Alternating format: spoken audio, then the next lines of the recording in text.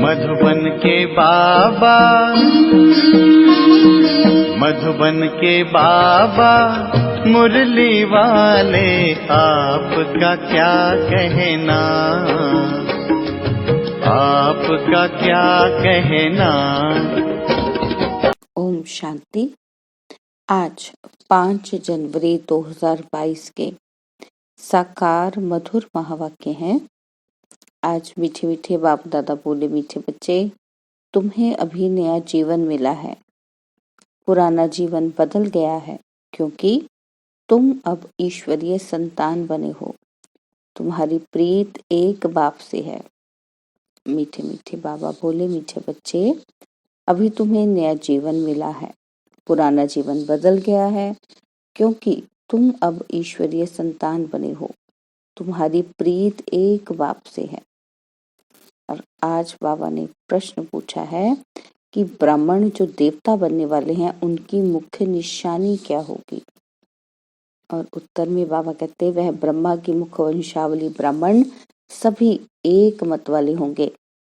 उनमें कभी मतभेद नहीं हो सकता, आपस में फूट नहीं पड़ सकती।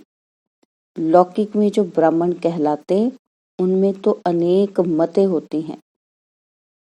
कोई अपने को पुष्करनी कहलाते, कोई सार सिद्ध।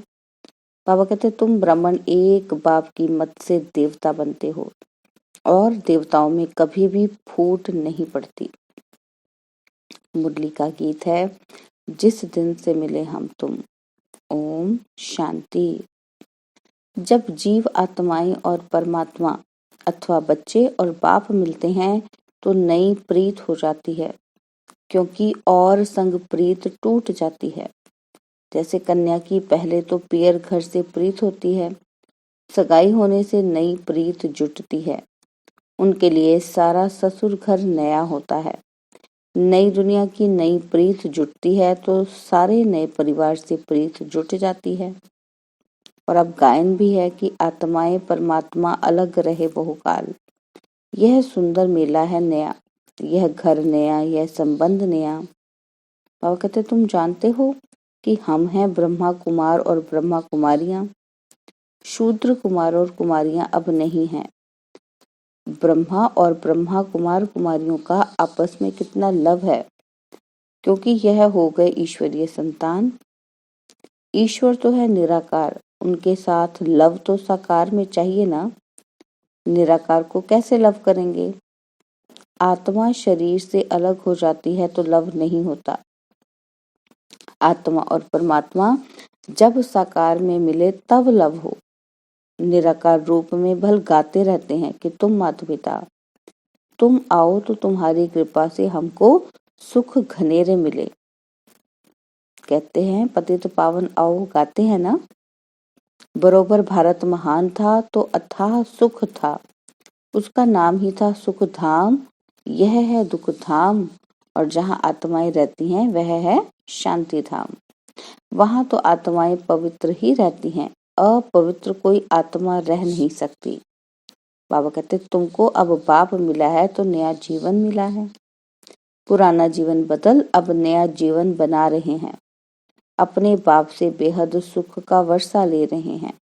सुख घनेरे भारत में ही होते हैं, स्वर्ग में, और शांति घनेरी होती है निर्वाण धाम में, जहाँ तुम्हारा और हमारा घर है। तो समझना चाहिए, बाबा कहते, तो समझाना चाहिए कि हम आत्माएं शांति धाम की रहने वाली हैं। बाप भी वहां का रहने वाला है। वह हमारे मुआफिक जन्म मरण के चक्र में नहीं आते हैं। है वह भी आत्मा, परंतु परमात्मा है, परम धाम में रहने वाले हैं। और हम आत्माएं भी परम धाम में रहने वाले परम पिता परमात्मा के बच्चे थे। घर तो हम सबका वही है। घर भी सबको याद है। कोई मरता है तो कहते हैं फलाना पार निर्वाण गया। वह है वाणी से परे स्थान, सूर्य चांद की जहाँ गम नहीं। हम वहां के रहवासी हैं। अब बाबा को याद करते रहते हैं। जब बाप आते हैं तो नई बातें फिर से सुनाते हैं। मनुष्य इस ड्रामा को जान जाएं तो बोले, हम जो कदम उठाते हैं सेकंड बाय सेकंड नया है। बेहद का ड्रामा फिरता रहता है तो बाप आकर नई बातें सुनाते हैं। बाबा कहते तुम बच्चों को त्रिकालदर्शी त्रिनेत्री बना रहा हूँ। बाप ब्रह्मांड का मालिक है तो त्रिलोकी का मालिक भी है ना, क्योंकि तीनों ही लोगों की नॉलेज देते हैं। बाबा कहते तुम त्रिलोकी के मालिक नहीं बनते हो, तुम विश्व के मालिक महाराजा महारानी बनते हो। त्रिलोकी अर्थात तीनों लोकों को जाना जाता है। मालिक तो एक लोक स्वर्ग का बनते हो। तो यह है नई नई बातें। बाबा के बच्चे बनते ही हैं वर्षा लेने के लिए। कोई को भी यह समझाना बड़ा सहज है। पूछो भगवान से तुम्हारा क्या संबंध है? भगवान तो है स्वर्ग का रचयिता, माता पिता है। भगवान को कभी नरक अथवा दुख धाम का रचयिता नहीं कहेंगे। परमपिता परमात्मा ब्रह्मा द्वारा स्वर्ग की रचना या स्थापना करते हैं। तो बाबा कहते हैं जरूर नई दुनिया स्वर्ग ही रचेंगे। परमात्मा ब्रह्मा द्वारा पहले ब्राह्मण धर्म रचते हैं, उनको राजयोग सिखलाते हैं, जो फिर ब्राह्मण से देवता बनते हैं। तो बाबा कहते हैं तो ब्रह्मा द्वारा ब्राह्मण और फिर विष्णु द्वारा दैवी धर्म होगा। इस समय तुम ब्राह्मण बनकर फिर क्षत्रिय भी बनते हो, विष्णु धर्म में जाते हो और अभी ईश्वरीय धर्म अथवा ब्राह्मण धर्म में आए हो, फिर भविष्य दैवी धर्म में जाएंगे। बाबा कहते ब्राह्मण धर्म भी चाहिए ना। प्रजापिता ब्रह्मा द्वारा मुख्य वंशावली ब्राह्मण रचे, वह ठहरे बच्चे। सन्यासी भी मुख से रचते हैं, परंतु वह बच्चे नहीं रचते, वह फॉलोअर्स रचते हैं। उनको वंश नहीं कहा जाता, मुख से कहते हैं कि तुम हमारे फॉलोअर्स हो, वंश को तो वर्षा मिले। यह तो तुम बच्चे जानते हो कि दिन प्रतिदिन ब्रह्मा मुख वंशावली की वृद्धि होती जाएगी, बीके बहुत होते जाएंगे। जितने देवताएं बनने होंगे उतने ब्राह्मण जरूर बनेंगे। परमपिता परमात्मा ब्रह्मा द्वारा मनुष्यों को ब्राह्मण से देवता बनाते हैं, तो जरूर स्वर्ग के मालिक होंगे। उनके लिए ही गायन है कि मनुष्य से देवता। तो यह बाबा आकर नई नई बातें सुनाते हैं। नई दुनिया के लिए नई बातें होने कारण शास्त्रों में कहाँ भी ये बातें नहीं है, इसलिए मनुष्य मूंझते हैं। बाबा कहते तुम्हारी यह है ईश्वरीय संप्रदाय, परंतु जो ईश्वरीय संतान बनकर फिर ईश्वर को फारकती दे देते वह फिर आसुरी संप्रदाय बन पड़ते हैं। एक बारी मम्मा बाबा कहा ज्ञान सुना तो उनको वर्षा जरूर मिलेगा। मम्मा बाबा कहते रहते हैं, लिखते भी हैं पिताश्री मातेश्वरी। प्रजापिता ब्रह्मा तो मशहूर है ना, और शिव बाबा भी नामी ग्रामी है। आत्मा कहती है गॉड फादर और बाप कहते हैं कि मैं पहले पहले प्रजापिता ब्रह्मा को अडॉप्ट करता हूँ। यह ब्रह्मा की एडॉप्शन सा ब्राह्मण है, तो नई रचना हुई ना, तो जरूर बहुत होंगे। बाबा कहते इतने सब विश्व से थोड़े पैदा हो सकते। गाया भी जाता है प्रजापिता ब्रह्मा और जगदम्बा। ब्रह्मा भी एक, विष्णु भी एक, लक्ष्मी नारायण भी एक और जगदम्बा भी एक होती है। इन्हीं फीचर्स वाला फिर कभी नहीं देखेंगे। हर एक मनुष्य फिर कल्प बाद ही उसी फीचर्स में देखा जा सकता है। यहाँ तो एक ही को बहुत फीचर्स में बना देते हैं। यहाँ बहुतों के नाम राधे कृष्ण है, परंतु समझते थोड़ी हैं। राधे कृष्ण तो स्वर्ग के फर्स्ट प्रिंस प्रिंसेस का नाम है। हम तो पतित हैं, हम कैसे यह नाम रख सकते हैं?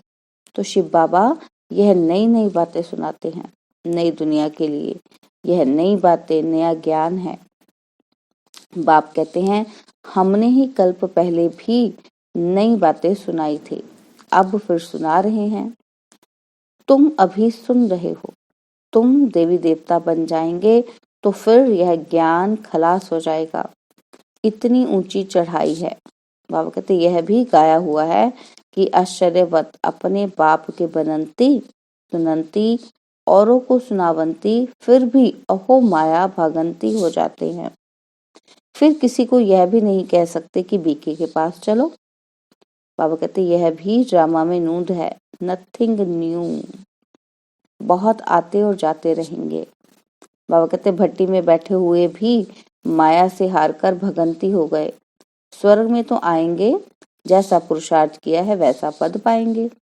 अपने लिए व अपने संबंधी आदि के लिए कोई पूछे तो बता सकते हैं। बाबा कहते खुद भी समझ सकते हैं कि इस हालत में क्या पद होगा। बाप बैठ समझाते हैं। क्या समझाते हैं? बाबा कहते दिल्ली में सब धर्मों की कॉन्फ्रेंस होती है।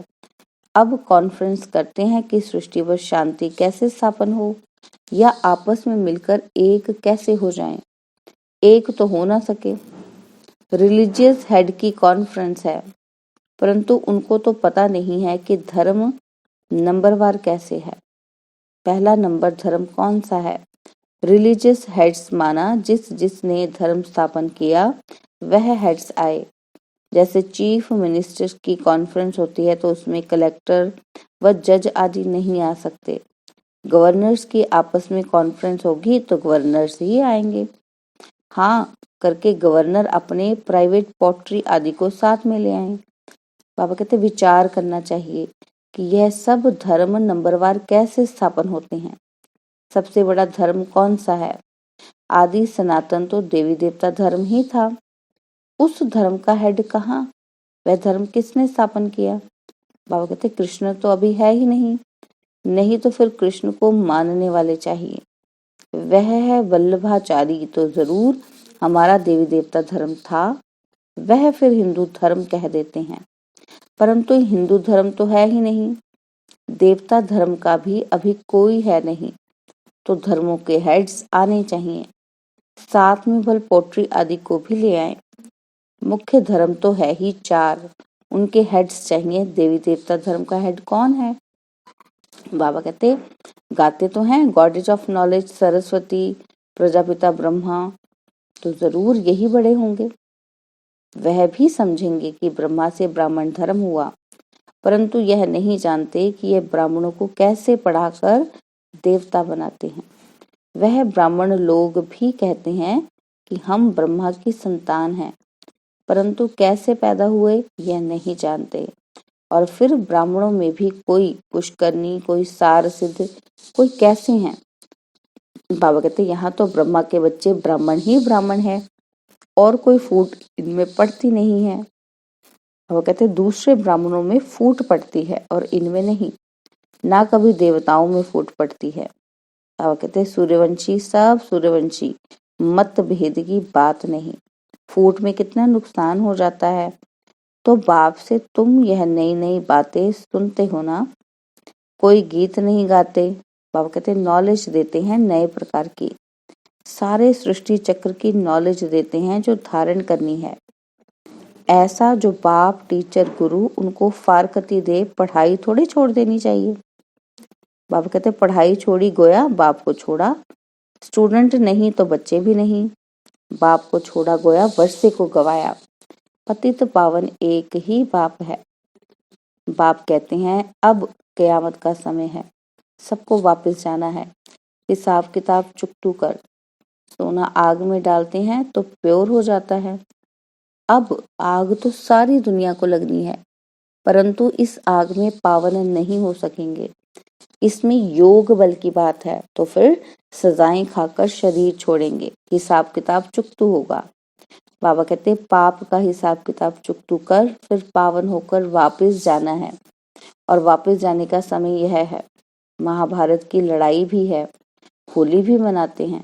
बाबा कहते रावण राज्य खत्म हो जाना है, फिर राम राज्य में तो बहुत थोड़े होते हैं, और अभी रावण राज्य में तो बहुत हैं। ये सब आत्माएं कहाँ जाएंगी? तो बाबा कहते जरूर लिबरेटर भी चाहिए। बाप कहते हैं मैं सबको ले जाऊंगा, सबकी ज्योति जगाकर ले जाऊंगा।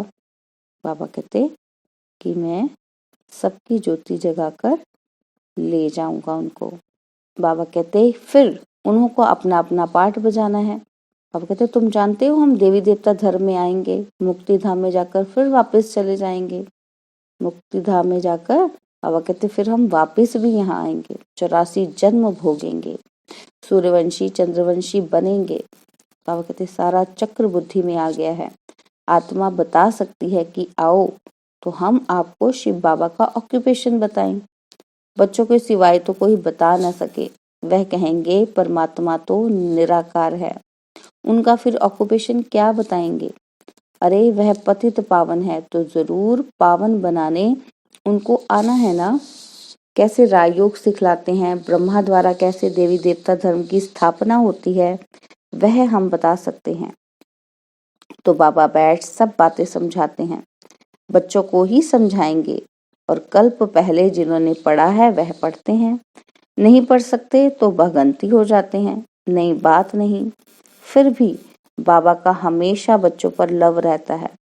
बेचारा फिर भी आकर बाप से पूरा वर्षा ले, परंतु तकदीर में नहीं होगा तो क्या कर सकते हैं। बाप का तो लव है ना, क्योंकि भक्ति मार्ग में भी बाप को बहुत याद करते हैं। जो भी देवी देवता धर्म वाले होंगे वह जरूर याद करते होंगे, आधा कल्प खूब याद करते हैं। आत्मा ने सुख पाया है तो दुख में बाप को याद करेगी। वह जास्ती भक्ति कर पुजारी से फिर पूज्य बनते हैं।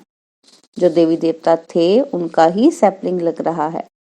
तो कॉन्फ्रेंस आदि जब कहाँ भी होती है तो उनमें मुख्य धर्म वालों को बुलाना पड़े। बीके को बुलाए तो वह पूरी राय देंगे। प्रजापिता ब्रह्मा के बच्चे ब्रह्मा कुमार कुमारियां ही पूरी राय दे सकते हैं कि क्या करना है। तुम पीस चाहते हो, परंतु पीस तो निर्वाण धाम में ही होती है। अभी तो दुख धाम है, अनेक धर्म है।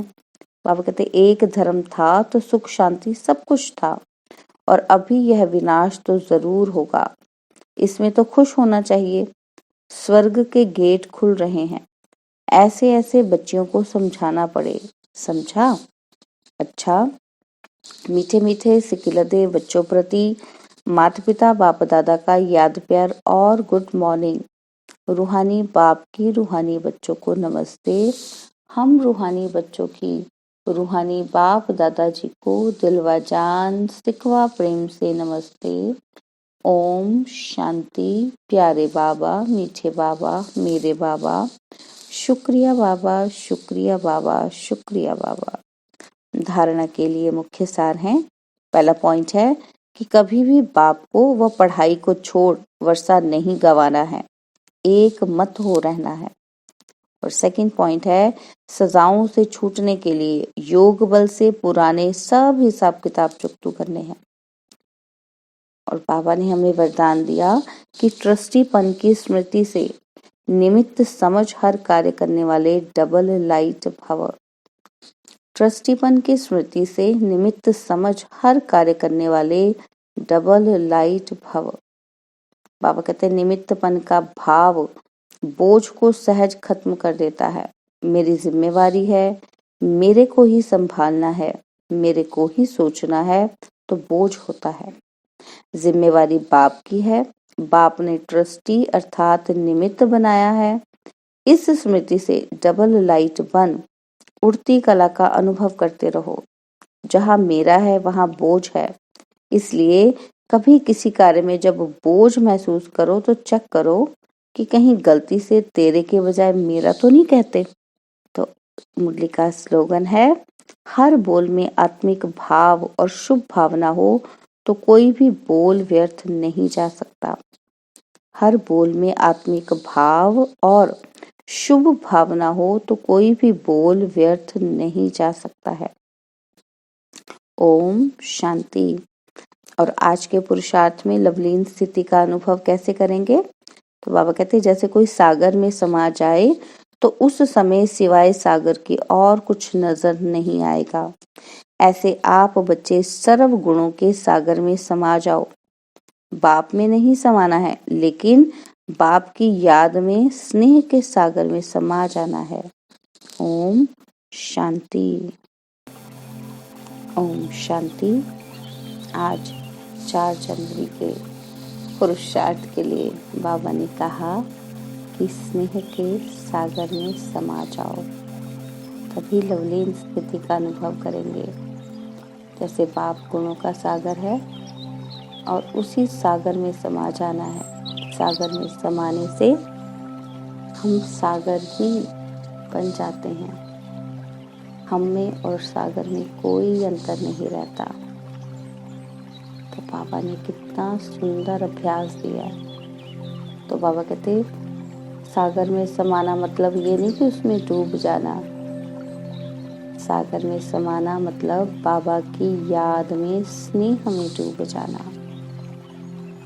तो कुछ क्षण बाबा की याद में ऐसे खो जाएं, उस प्रेम को अंदर से अनुभव करें।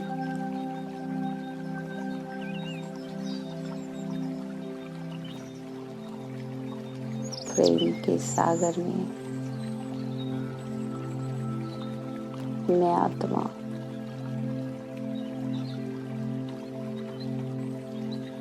गहरे डुबकी लगाते लगाते स्वयं ही प्रेम बन गई।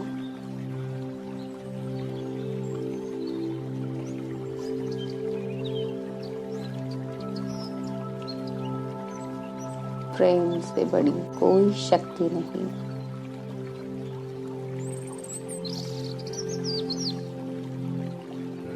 जहाँ प्रेम है वहाँ परिवर्तन है।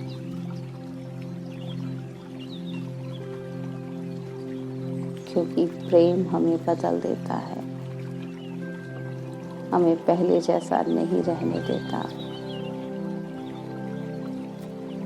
इसीलिए परमात्मा प्रेम में डूबते ही सबसे पहला मुझ में परिवर्तन आता है। मैं आत्मा बदल जाती हूँ, पहले जैसी नहीं रहती। जिसमें डूबी उसके जैसी हो गई। प्रेम के सागर में डूबते ही प्रेम स्वरूप हो गई। जो उसका रूप वो मेरा रूप, वो प्रेम का सागर, मैं मास्टर प्रेम सागर। अनुभव करें जैसे मेरा हृदय विशाल होता जा रहा है और सब आत्माएं उस हृदय में प्रवेश करती जा रही हैं। जैसे पाप का दिल तख्त बहुत बड़ा सब आत्माओं के लिए स्थान है, वैसे ही मैं आत्मा दिल तख्त नशीन आत्मा, मेरे दिल पर भी सब आत्माओं के लिए जगह है, स्थान है। क्योंकि मैं पाप समान प्रेम सागर की संतान हूँ, स्नेह में समाई हुई स्नेह की मूर्ति, स्नेह सागर की संतान, लवलीन आत्मा हूँ।